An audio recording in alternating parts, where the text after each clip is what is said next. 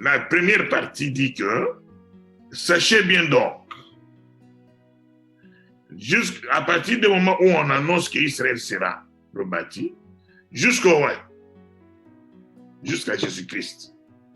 Qu'est-ce qu'il y a là? Il y a 7 semaines.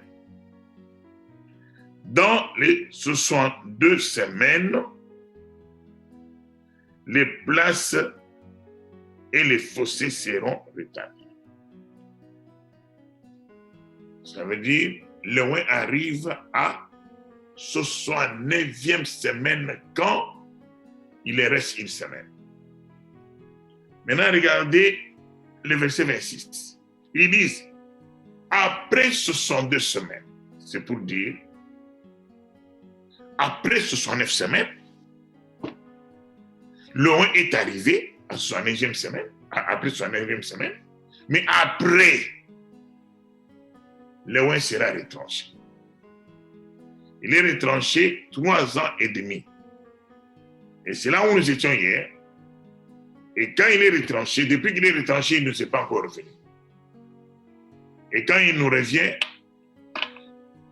il faut tirer attention que ça, on parle d'Israël. La prophétie, c'est d'Israël. Oui, Israël, le Seigneur Jésus-Christ a fini avec Israël et il a fait ce break-là, il a regardé les nations. On n'a pas déterminé les temps des nations. Le temps des nations n'est pas déterminé. Nous sommes là, nous sommes dans les nations, mais nous savons une chose, qu'à chaque 2000 ans, il y a quelque chose qui se passe. Dieu a construit, a créé le monde dans 6 jours. Et le 7e jour était le jour de l'Éternel. Nous avons vu que les premiers 2000 ans, Dieu a détruit le monde. Le deuxième 2000 ans, Dieu vient dans la chair humaine.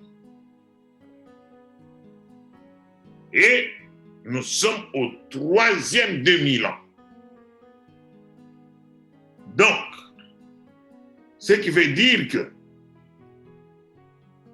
après ces 2000 ans, nous atteignons le 7e 1000 ans, qui est, je dirais, la série. Hein, on peut l'année du jour du Seigneur. Donc, parce que nous sommes maintenant dans ces 1000-là. Est-ce qu'il va terminer? Ça, c'est la première question. Pour qu'il termine, nous devons arriver à l'an 3000 quelque chose. C'est ça que je vais dire. Donc, est-ce qu'on va en arriver? Point d'interrogation. Nous ne savons rien. Mais le Seigneur nous dit d'être prêts.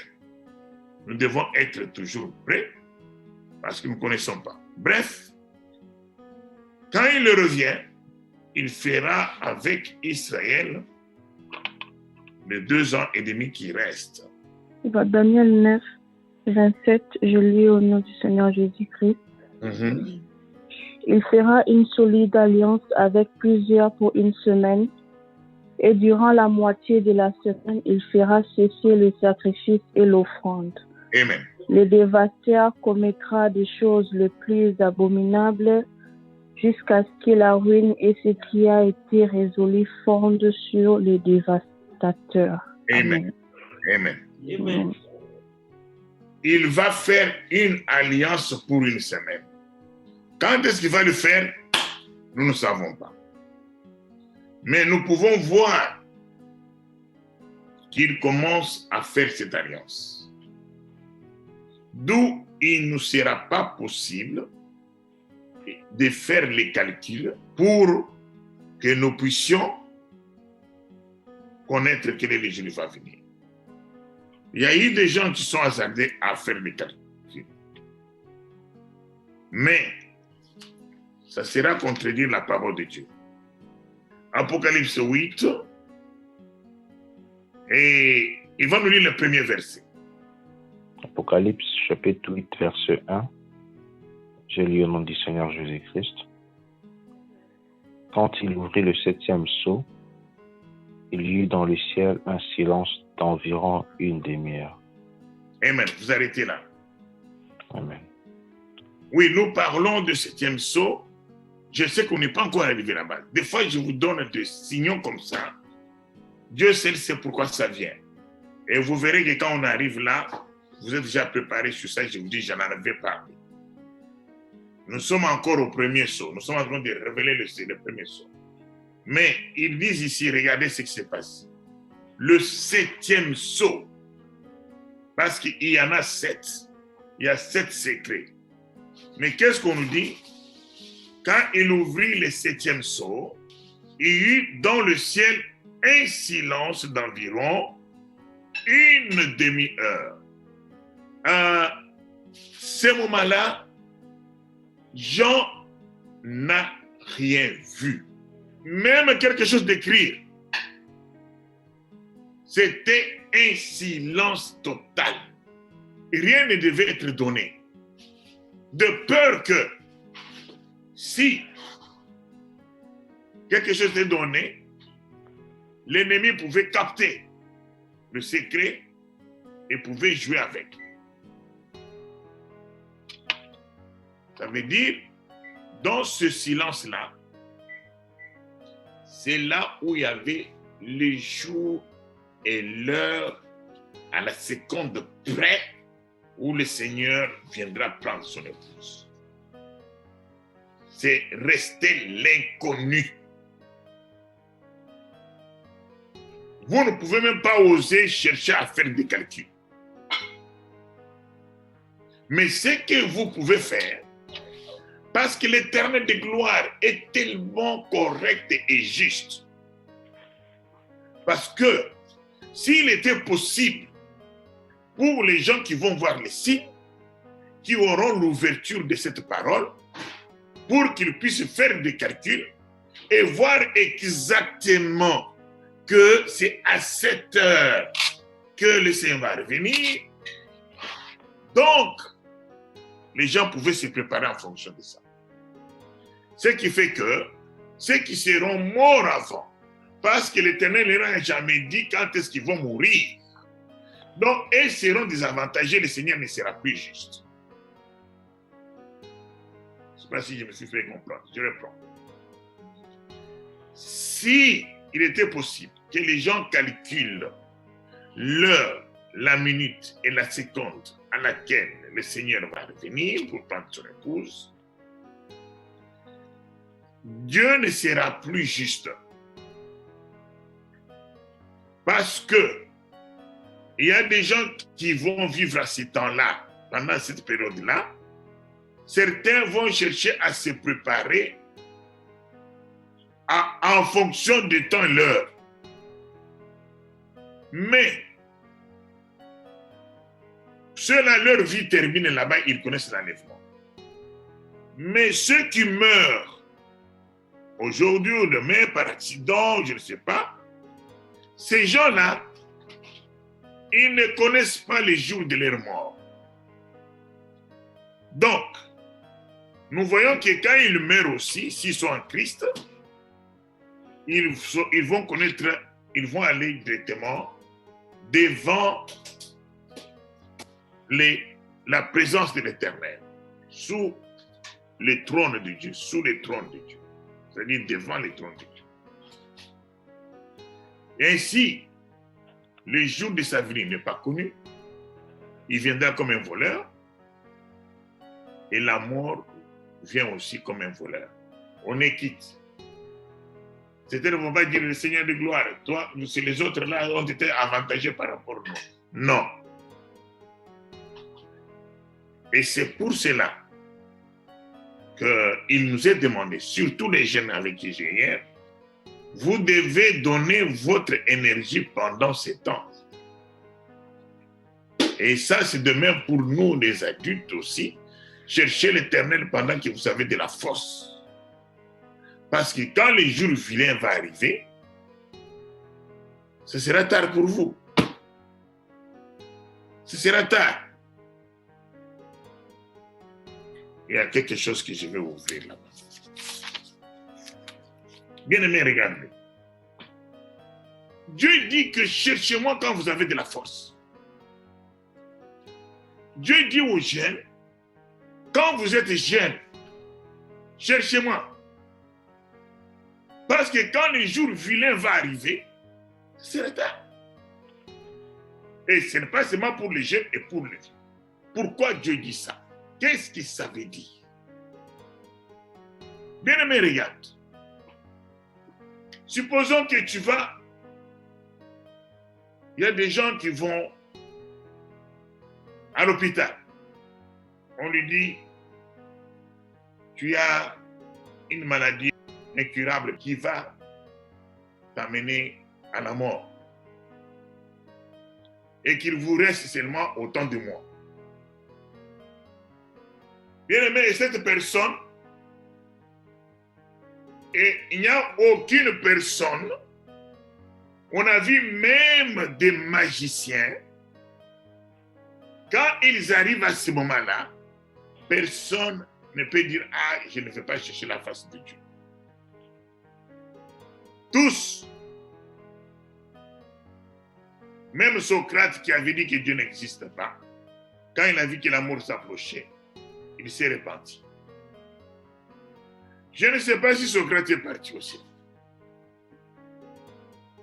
Je n'en sais rien. Mais quand tu arrives à ce moment-là, où tu sais que ta vie touche à la fin, tu vas chercher Dieu. Mais tu vas le chercher comment? Est-ce qu'au lieu où tu es, comment ton amour sera éprouvé? C'est Seigneur. Comment ton amour sera éprouvé? Il peut me dire comment son amour sera éprouvé. Parce que Dieu dit ici, venez, venez, venez acheter. Il dit ça en Apocalypse 3. Il dit venez. Je vous conseille à partir du verset 18. Je vous conseille d'acheter de moi de l'or éprouvé par le feu. Nous avons déjà expliqué qu'est-ce que c'est l'or éprouvé par le feu. Il faut que tu résistes à la tentation de l'ennemi. Il faut que quand l'ennemi arrive, tu montres que tu es fidèle à ton Dieu. Que tu aimes ce Dieu-là. Mais quand tu seras au lit, là, malade, dites-moi, comment tu seras éprouvé? Donc, tu vas chercher Dieu parce que tu as vu que c'est la fin.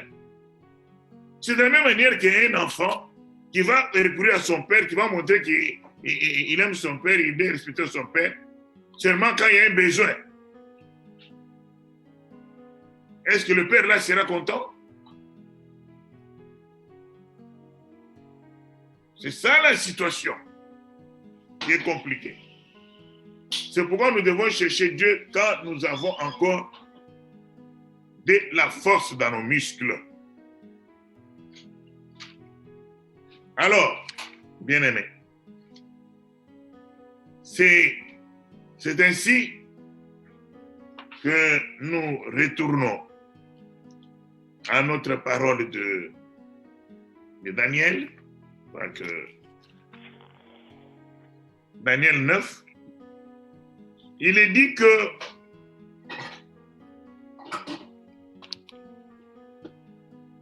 on ne connaît pas.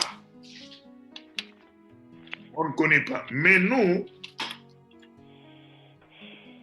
écrivez 24, Matthieu 24.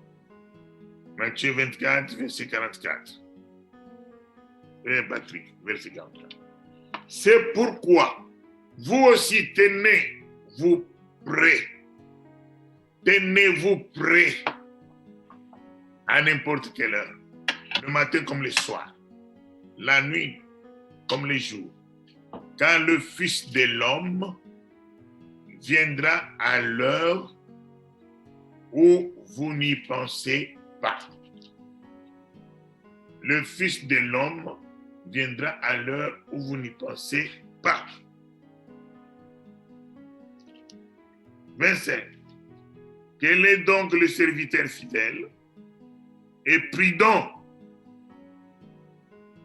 que son maître a établi sur ces gens pour leur donner la nourriture au temps convenable. Au temps convenable. Vous voyez? Il y a un temps convenable. Tous les temps ne sont pas convenables. Heureux ce serviteur que son maître, à son arrivée, trouvera faisant ainsi. Alléluia. Il faut que quand Dieu vient, il te trouve en train de faire ainsi. De faire ainsi. Mais maintenant, l'amour va t'attraper, toi, tu es dans le lit. Tu n'as plus la force. Même la force de prier, tu ne l'as plus. Ce sont les autres qui viennent prier pour toi. Nous laissons ça à Dieu. Il ne faudra pas que nous tombions dans cette situation-là. Il ne le faut pas. Alors, c'est ainsi que, bien-aimé, l'heure ne sera pas connue. Le silence est là. Le silence total. Alors, ainsi, nous connaissons des signes, comme on l'a dit.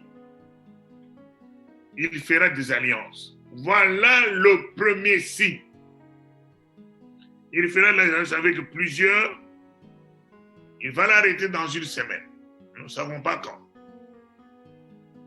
Mais il nous est dit que, j'ai dit ça, quand nous avons lu en Apocalypse, que quand les deux prophètes descendront en Israël, et ils descendent quand l'épouse est déjà enlevée. Ça, nous savons et nous connaissons. Parce que ce sont ces deux prophètes qui vont créer la grande tribulation. Et j'ai expliqué même en détail comment ça sera fait la grande tribulation. Parce que ces prophètes résisteront à la parole qui est en train de se préparer à être falsifiée encore. Je vais ouvrir une parenthèse là-bas. Cet avant-midi, nous avons parlé de la pluie.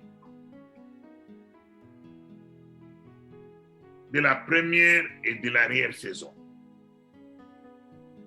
Je vous ai dit que la pluie de la première saison est tombée à la Pentecôte avec tous ceux qui étaient là, les premières églises. Ils étaient sur la parole des prophètes, Christ lui-même étant le grand prophète, et sur la doctrine de Christ. Pierre, il leur dit, comme quelqu'un qui les annonce les choses qui viendront, en disant que Christ, Dieu, le ciel va le recevoir. Je n'ai plus à redonner le verset, vous l'avez. C'est en Actes des Apôtres 3. Le ciel va le recevoir jusqu'au rétablissement de toutes choses. Montrant que la parole qu'ils avaient reçue de Christ sera renversée. Et qu'à un certain moment, Dieu va rétablir cette parole. Et c'est ça que nous verrons dans les ouvertures de Sceaux, comment cette parole sera renversée. Bref, nous savons qu'elle sera renversée. Joël avait prédit ça. Rien ne se fait par hasard. Ce qui a laissé les casers, chercher à dévorer, ce qui a ceci, chercher à dévorer. On voit comment est-ce que cette parole est renversée au fur et à mesure. Alors, bien-aimés, écoutez-moi bien. Nous sommes dans le temps là. Joël prédit que ça sera rétabli. Les années que les citoyens de l'Écrasel avaient avait pris de vous, et Dieu dit que c'est à cause de lui, c'est Dieu qui a fait ça.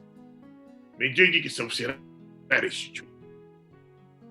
C'est ainsi où il dit l'expression que vous aurez la pluie de la première saison et de l'arrière-saison. Parce que c'est la même pluie. C'est le même esprit bien-aimé. Comme il l'a fait autrefois. Et c'est ce qui se passe maintenant.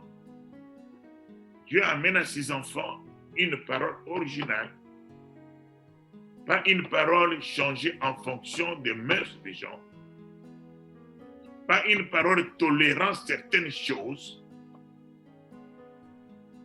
qui sont contraires dans la parole. Il y a des sœurs, il y a des frères qui se disent ils prient, ils vont à l'église sous les yeux de pasteurs.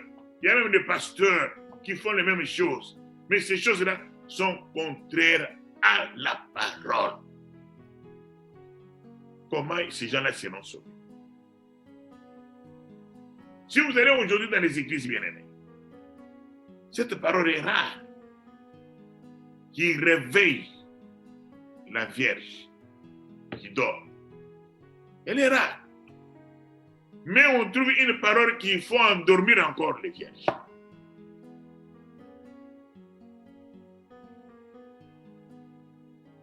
Et ils sont là, ils sortent, ils pensent que ils sont sous l'onction Saint-Esprit. Voilà. Maintenant, la parole est rétablie à notre temps. La parole est rétablie pourquoi? Vous devez savoir pourquoi elle est rétablie. Nous avons lu ça cet avant-midi. Elle est rétablie, vous allez voir Daniel 12.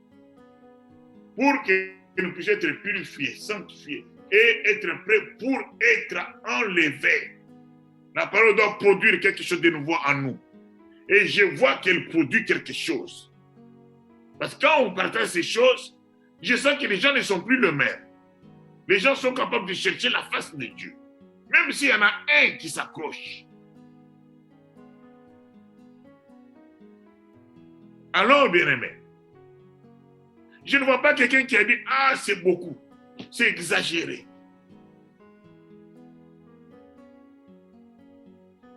Et ça, c'est pour nous préparer. Quand nous serons partis, écoutez-moi bien, quand nous serons partis, la même chose va revenir. Et nous voyons qu'elle se prépare déjà. Parce qu'ils vont se réunir pour signer le pacte de l'enseignement. Et regardez, ils visent les jeunes. D'ailleurs, les jeunes sont ceux qui sont plus nombreux sur la terre. Et ils vont, ce sont ceux qui ont de l'énergie. Beaucoup de choses seront changées. En lisant la lettre de Pâques, on peut comprendre que beaucoup de choses seront changées. Il veut être des compromis. Il dit les choses ont changé, il parle, les mœurs ont changé. Ces choses, on les enseigne déjà dans les écoles. Moi, je suivi un cours, je voyais ça dedans. Il trouve que la société a changé. Il faut une autre façon de reconsidérer les choses. Comment cohabiter avec les nouvelles mœurs. La preuve en est même qu'aujourd'hui, le mariage est détruit. Au lieu de parler de l'union, il peut parler de l'union entre un homme et un homme, mais non, il commence à dire c'est pour carrément détruire tout ce que Dieu avait depuis le commencement. C'est ça qui a été le travail de Satan. Il s'est attaqué au mariage. Il a voulu détruire le mariage d'Adam et Ève. Et c'est ce qu'il continue maintenant. Regardez, pour qu'on ne respecte plus le mariage. Ils ont déjà commencé à tailler des mariages de biens séparés, tout ça c'est pour diluer. Ils diluent petit à petit, petit à petit, petit à petit. Et aujourd'hui, Nous sommes arrivés au mariage de gays et de lesbiennes. Non, comme on a accepté qu'ils vivent comme ça, mais maintenant, ils veulent le mariage. Ils se disent, nous voulons le même droit. Ça ne va pas. Vous voyez un peu de ça. Et nous savons que le peuple de Rome lui-même, il a dit, qui suis-je pour les condamner? Dans les écoles, on a commencé à nous enseigner que ce n'est pas de leur faute. C'est une nouvelle espèce que Dieu a créée. Mais Dieu ne la connaît pas, cette espèce-là. Une espèce qui est contre nature. Ce n'est pas maintenant qu'elle a existé. Elle a existé aussi autrefois. Mais quand elle a existé, regardons ce qui s'est passé. Dieu a sorti ceux qui étaient fidèles et il a détruit. L'autre sort, il détruit. Noé sort, il détruit. Aujourd'hui, il veut sortir l'épouse pour détruire. Donc, la parole sera falsifiée après l'enlèvement de l'épouse. On va commencer à célébrer les mariages des gays. On va bannir le genre. Quand tu mets l'enfant au monde, on va laisser comme ça. Vous avez vu, ça avait commencé déjà à l'Ontario. Ne croyez pas que ce diable-là, il s'est arrêté. Il va continuer. Maintenant, quand ces deux prophètes vont venir, ils vont s'opposer. Ces deux prophètes ne viennent pas du ciel. Ce sont des gens qui sont sur terre. Peut-être qu'on ne saura pas reconnaître. Et ils vont venir avec une parole, la même que celle que nous vous prêchons, pour condamner ce qui sera fait. C'est là où il y aura la confrontation. Et c'est là où, quand il y a la confrontation, on veut leur faire du mal, et eux, ils vont sanctionner le monde avec les fléaux. Parce qu'il s'agit d'Élie, qui a sanctionné le monde autrefois au temps de roi Akab. Et Moïse, qui a sanctionné le monde au temps de Pharaon. Vous voyez comment la parole est juste. Et ils vont sanctionner. C'est ça qu'on appelle la grande tribulation. Vous voyez? Et les jeunes qui auront été des vierges folles, c'est à ce moment-là qu'ils vont beaucoup s'agiter. Je vous ai dit, j'en ai vu avec des armes aux mains. Une confrontation avec cette grosse machine que j'ai vue au-dessus là, qui détruisait. Alors voilà. Maintenant, à ce moment-là, les gens qui vont s'accrocher à la parole restaurée, eux, on va chercher à les tuer. Et il faut qu'ils meurent, parce que la grâce ne sera plus là. La grâce ne sera plus là. Il faut qu'ils meurent pour qu'ils puissent aller rejoindre les autres sous l'autel. Et pendant ce temps-là, comme nous l'avons dit, l'épouse est au palais. J'ai essayé de reprendre ça pour que vous compreniez le temps où nous sommes. Maintenant, c'est à ce moment-là que les 4 êtres vivants et les chevaux vont agir. C'est maintenant là. Et quand l'épouse est enlevée, c'est la bête qui continue avec son travail. Les 4 êtres vivants arrêtent leur travail ils ne viendront plus réconforter l'épouse parce que l'épouse est déjà partie. Et nous voyons que, n'est-ce pas, comme Frère Patrick vient de me l'avancer, quand ils auront achevé leur témoignage, la bête qui monte de la Bible leur fera la guerre. Et les vaincra parce qu'il va les tuer. Ça, il parle effectivement de ces deux prophètes. Et tous ceux de la terre qui vont suivre ces deux prophètes-là, ils seront tués pour aller rejoindre les autres. C'est à ce moment-là que les 144 000 seront sauvés. Ils seront tués pour aller. Et pour eux qui sont sauvés, ils seront marqués des sceaux de l'esprit. Alors, ceci dit, je pense que on a éclairé les 70 semaines de Daniel. Je ne pense pas qu'il y a des questions là-dessus. Et on a compris que